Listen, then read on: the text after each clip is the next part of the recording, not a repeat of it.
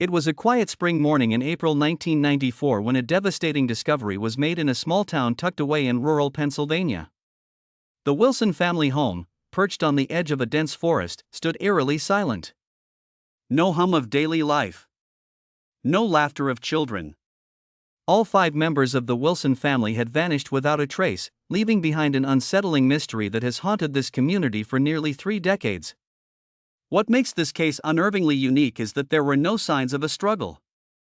No overturned furniture. No obvious evidence of foul play. The kitchen table was still set for breakfast, coffee mugs placed neatly by each plate. The family's 2 vehicles were parked in the driveway, and their beloved dog, Max, lay whimpering outside the back door, starving but unharmed. It was as if the Wilsons had vanished into thin air. The Wilson family consisted of Mark, the father, Linda, the mother, 17-year-old Rachel, 9-year-old Timmy, and 6-year-old Sarah. By all accounts, they were the quintessential American family. Mark worked as a foreman at a local factory, Linda served as a dedicated schoolteacher, and the kids were well loved in the community. They lived a seemingly idyllic life, surrounded by friends and family. But, as the investigation unfolded, cracks began to appear in their perfect image. When police first arrived at the scene after a concerned neighbor reported not seeing them for days, there was very little to go on.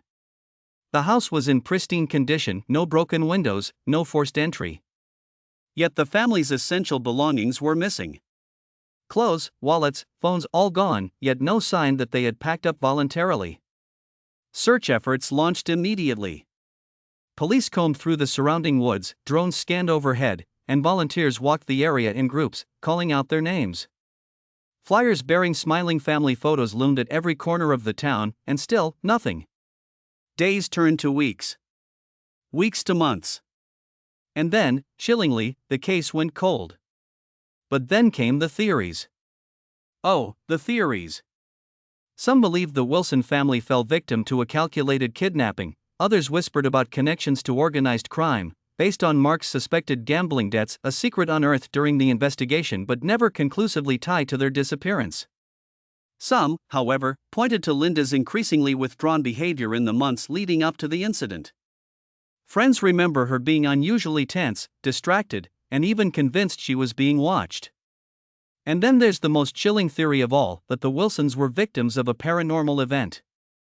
It's a bold assertion, one most of us would dismiss outright until you hear the stories.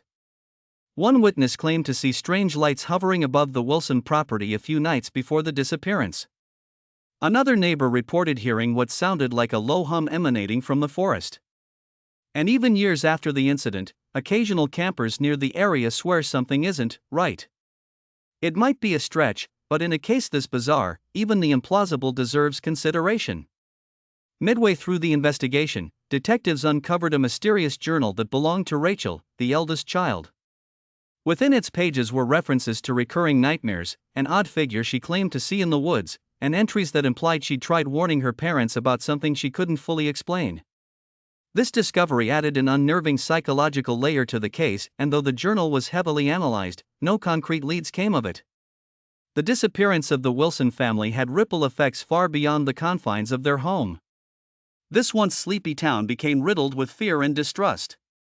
Parents locked their children inside after dark, businesses installed security cameras, and life as residents knew it began to fracture.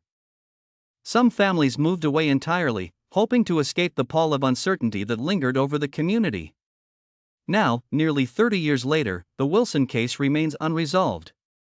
Investigators look back at the case files every few years, searching for something they might have missed.